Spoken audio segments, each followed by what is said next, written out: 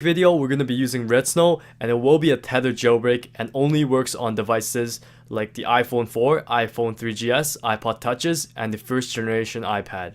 So do keep in mind that this is a tethered jailbreak, so you'll have to rerun Red Snow every time your device turns off.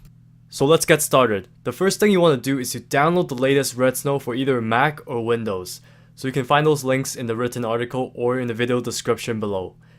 Next, you probably want to do some sort of backup, so open up iTunes and right click on your device to do a backup. You can also backup in any other way you want. After that, I'm going to assume that you're now running on iOS 5.1.1 on your device. Next, from the links, download the iOS 5.1 firmware file for your device you're going to be jailbreaking. Since I'm going to be jailbreaking this iPhone 3GS here, I'm going to be downloading the IPSW file for the iPhone 3GS. So now that you have the IPSW for your device and Red Snow, let's open up Red Snow. If you're on a Windows machine, make sure you right click on the exe file and run as admin. This will probably reduce any errors you might encounter. Once Red Snow is opened, click on the Extras menu and then click on Select IPSW. We're going to choose that IPSW file we've just downloaded. So in my case, I'll be selecting the iPhone 3GS iOS 5.1 IPSW file, and then you can click OK. So I do have the newer iPhone 3GS model, so I'll click Yes. Now that we have specified the IPSW file, we can go back and click the jailbreak button. And as you can see, Red Snow has detected my devices already down there, iPhone 3GS on iOS 5.1.1. Leave those options as it is, install Cydia, and then we can click Next. Now for this step, we're going to turn off our device by pressing the power button. Once your device is off, you'll see the Next button can be selected. Click on Next and we'll be going into DFU mode, so get ready to press some buttons on your device. We're going to start with holding the power button for 3 seconds, and then now we're going to hold the power and home button for 10 seconds.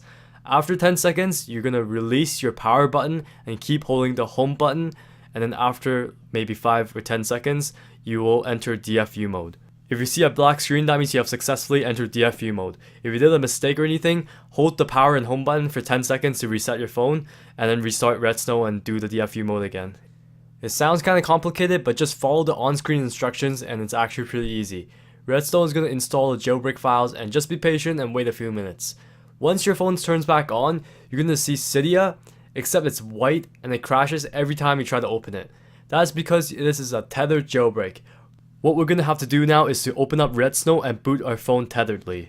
This time, after you open up Red Snow, click Extras and then click Just Boot. Just Boot is going to let us turn on our phone and get Cydia to work. It's pretty much exactly what we just did, so we're going to have to turn off our phone, click Next, enter DFU mode again, and then it'll turn on our phone this time instead of jailbreaking it. So after you've done those steps, you'll see your phone booting up with a pineapple logo signifying that it is jailbroken. After booting up your phone with Red Snow, you'll see that Cydia is fully working. Now if you turn off your device or it runs out of battery right now, you will need to do the Just Boot process we just did in Red Snow again to turn on the device. If you don't do that and just try to turn it on, you'll probably be stuck on the boot logo or all your apps won't work. There's still one option we can do to kind of fix this problem.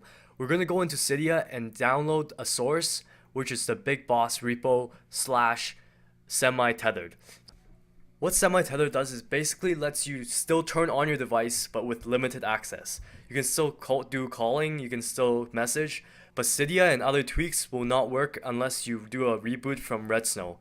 So this is a tethered jailbreak. That's the disadvantage of it, is that you'll need to use Red Snow to reboot every time you want full access to your phone. So that was how to jailbreak iOS 5.1.1 semi-tetheredly for the iPhone 4, iPhone 3GS, iPod Touches, and the iPad first generation. Hope this video helped you out, and make sure you check out the written article and the video description for more information. Thanks for watching this video. This is Steven from redbinpie.com, and I'll